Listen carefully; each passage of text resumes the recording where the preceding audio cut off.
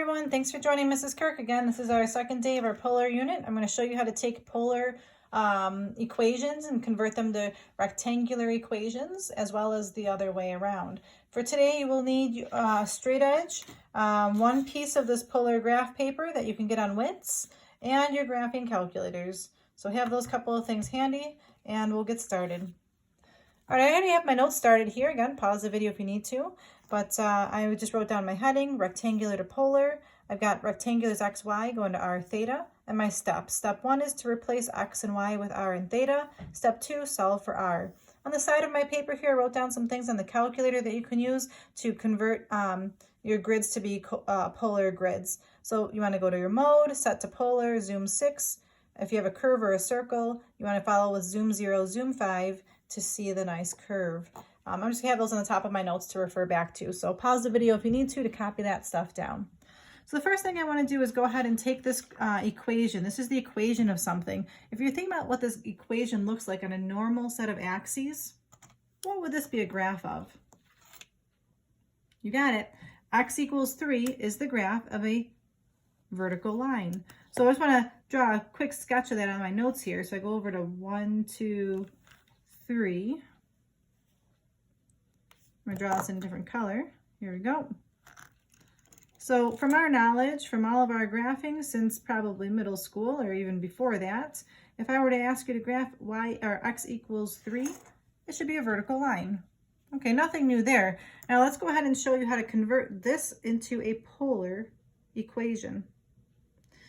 So yesterday I gave some polar facts. I've already got my handy note card here. I'm just going to start filling some things in. If you need to pause the video and write down these things on your own note card, go ahead and do so. But here we go. So I've got x equals 3. I need to convert this to be in terms of r and theta. So I'm going to go ahead and use this concept here. X is the same thing as r cos theta. X is the same thing as r cos theta. So what does that mean? Well, that means that I can change, instead of x, use r cos theta. These are the same thing. R cos theta is equal to 3. So that's the first thing. Replace x and y with r and theta. So anytime I see an x, I'm going to use r cos theta. Anytime I see a y, I'll put in r sine theta. Okay, then step 2, solve this for r. So here I am with an equation. I need to solve this equation for r. In order to do that, I'm going to divide both sides by cosine.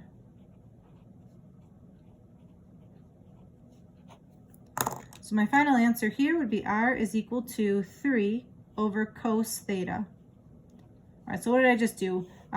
It seems pretty difficult and probably nonsensical, but what I just did was I converted a rectangular equation into a polar equation. So now would be a good time to grab your graphing calculators, and I'm going to show you how this actually works. I'm going to go ahead and change my mode to be in polar mode. So I'm using the mode function on my calculator here. Here's the button that says mode. I'm going to push that. And my arrow down here to where it says function, I want polar to be highlighted. So I'm going to push enter to highlight polar. Now I want to type in this equation. So I'm going to use my y equals key. And if you notice here, it says r equals. I'm type in my equation, alpha y equals 3 over cos theta. And now the cool thing is if you use this X button here, it types in theta for me. Now I want to look at the graphs. I'm going to do a zoom 6. Zoom 6. So zoom 6. You want to do that every single time. And what do you know? My calculator finally can graph a vertical line for me. Up until this point, if you tried graphing a vertical line on your calculator, you weren't able to do that. And that does check. Okay, so that's my first example. Here's my example number 2. Let's see. Number 2. Let's change y squared is equal to 4x, and I'm going to say r does not equal 0. That's just to let me know that the radius can't be 0. All right, so I'm going through my steps here. Step 1 is to replace x and y with r and theta. So I know, again, from yesterday that y is the same thing as r sine theta. So in place of y, I'm going to plug in r sine theta. In place of x, I'm going to plug in r cos theta. All right, so I have a little bit of math happening here. I see something squared, so I'm gonna go ahead and square this term. This becomes r squared sine squared theta. The right-hand side is just r cos theta. So I'm trying to solve this for r, and in the beginning I told you r was not equal to 0. So because I was able to say that in the beginning, I am allowed to divide both sides by r because I'm not dividing by 0. The r's cancel. So I'm left with r sine squared theta is equal to cos theta. One last step. I'm trying to get this for equal to r. That's my goal, to get this equal to r. So I can divide both sides by sine squared theta. And I'm left with r equals, I dropped something here. I just realized up here there was a 4 in front of the problem. I got to put that 4 back here. My apologies. There was a 4x, so I missed that. So r equals 4 cos theta divided by sine squared theta. Okay, so I do want to simplify this a little bit more and write this so it's not in a fraction form. So my next challenge would be, can you convert this to different trig functions so there's no longer a fraction? So the way I'm going to do this is I'm going to go ahead and separate this into separate fractions.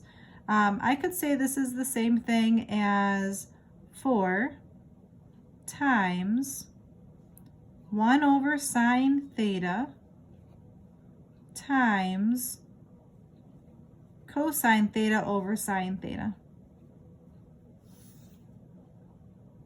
So I just broke it up. Here's my 4.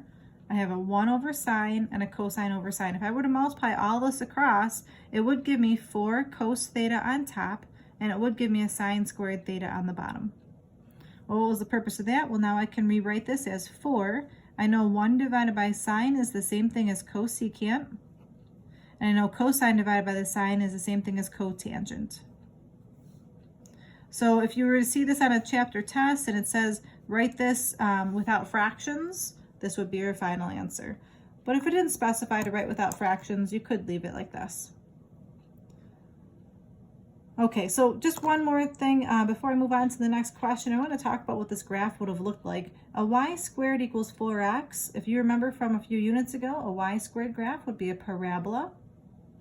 And let's see, it should be opening to the right because I have a positive in front. So as a quick sketch, this graph would be a parabola, vertex at 0, opening to the right.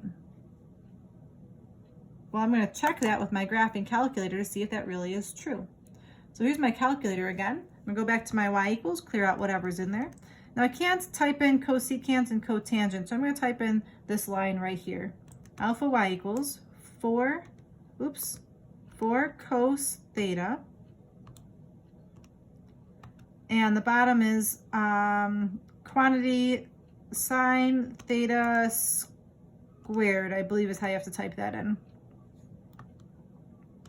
So let's see what this does. So I'll do a zoom 6. And there we go. There's my parabola opening to the right. So kind of cool that we're able to just compare and verify that this really did work out. Okay, my last question in this part A of converting rectangular to polar will be my question number 3 here. The question is x squared plus y squared equals is equal to 1. X squared plus y squared equals to 1.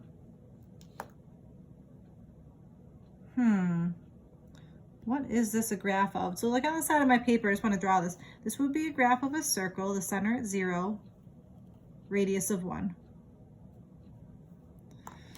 Okay, but how do I convert this to have r's and thetas? Well, you could just substitute x is r cos and then y is r sine, but there's a better way. There's a better way. Look at this, x squared plus y squared. On my polar facts sheet, you can see what does x squared plus y squared actually equal? R squared.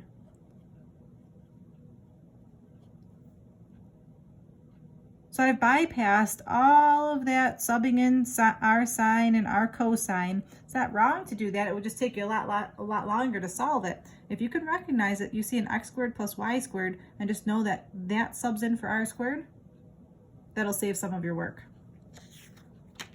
So we got r squared equals 1. I'm trying to solve this for r. I'm going to square root both sides.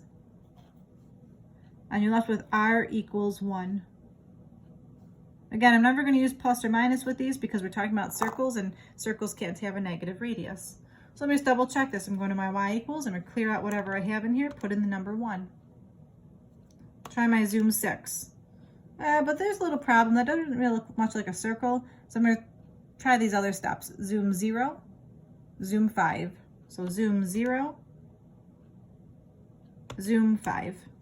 What that does is it squares off my graph very nicely, so you could definitely see this as a circle with a radius of 1. Okay, that's the first part of the notes, going from rectangular to polar. So I'm going to go ahead and move on to the next part of the notes here on the bottom. The last part of the notes, part B, would be going from polar to rectangular.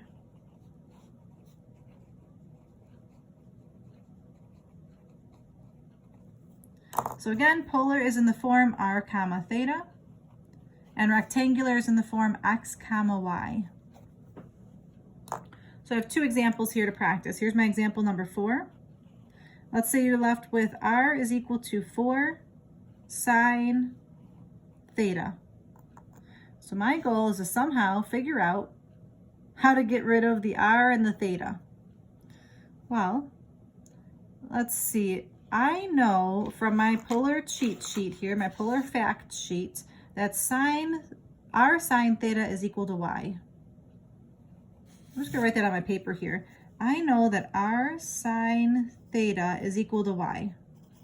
Well, how is that helpful? I could solve this for sine theta by dividing both sides by r.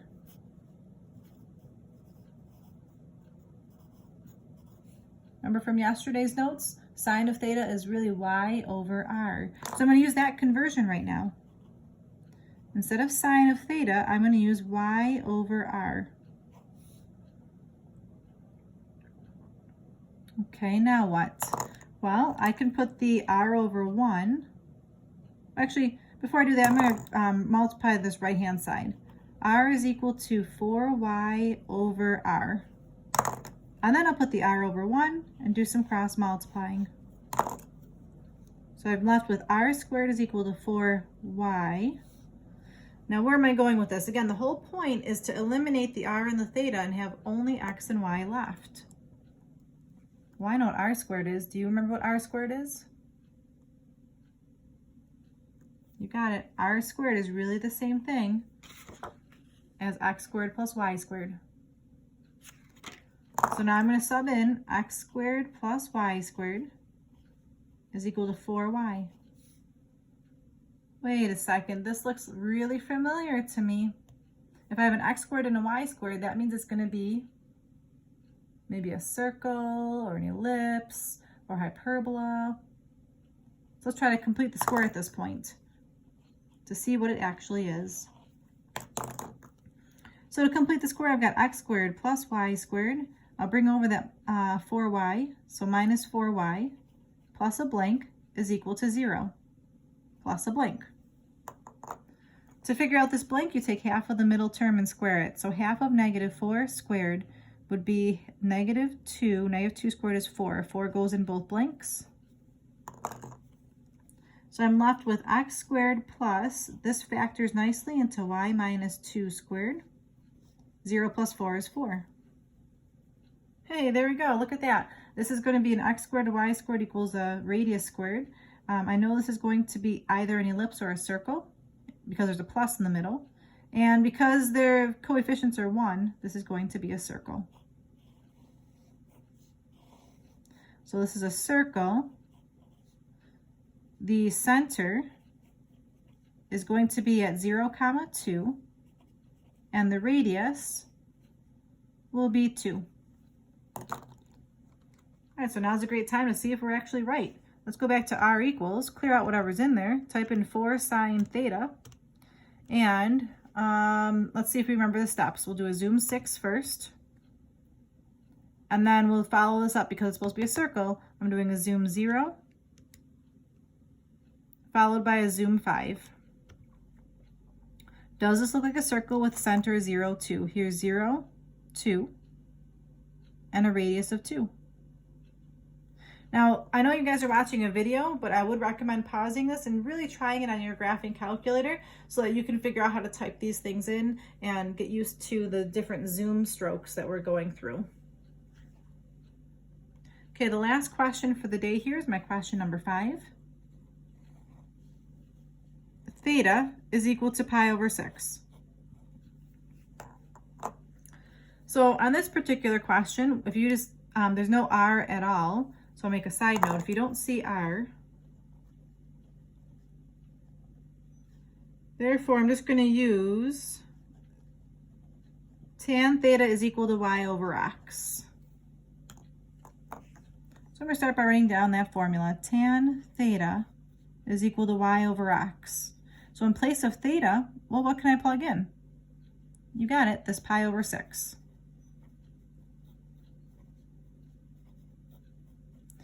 Wait a second, what is the tangent of pi over 6?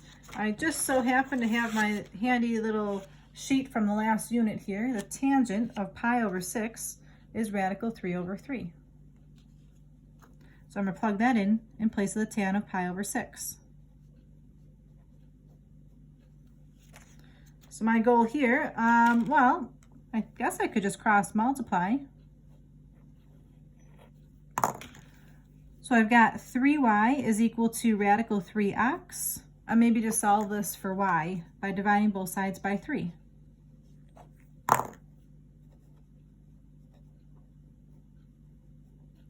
So that's kind of a strange looking equation, but essentially that should just be an equation of a diagonal line with a slope of radical 3 over 3. Let's see if that actually is true. Let's see, actually I don't think I can plot that on my polar grid because this all says r equals and this says theta equals. So now I'm going to definitely have to use my polar graph paper to see if that is true. So here's my polar graph paper coming in.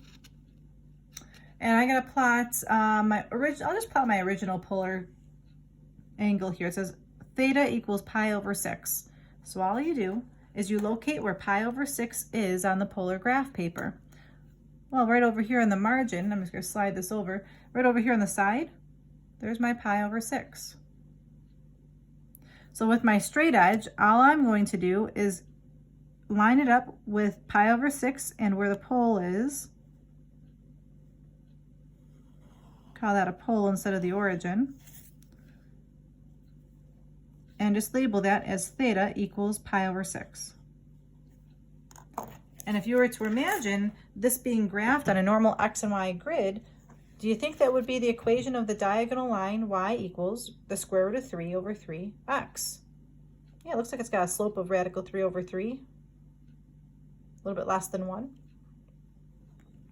All right, boys and girls, thank you very much for your time today. I really appreciate it. I'm going to zoom out a little bit so you can see all of the notes. This is the top portion of the notes. Feel free to pause it if you need to, copy something down. And then here are the bottom portion of the notes. Your homework today, you might want to pause the video so you can copy it down. It's a pretty lengthy assignment. I'm looking at page 584, numbers 77 and 81. The answers are on page AN 69. Page 600, 15 to 25 odd. Please graph those on the polar graph paper that's on WITS. The answers are on AN 70. The last part is to convert these two equations into a polar equation. The first one is the equation x squared plus y squared is minus 4x is equal to 0. And the second one is the equation x squared plus quantity y plus 2 squared is equal to 4. I will give you a hint that on question number 2, you will have to do some foiling. All right, thank you so much for listening and trying your best. I greatly appreciate it. This is Mrs. Kirk signing out.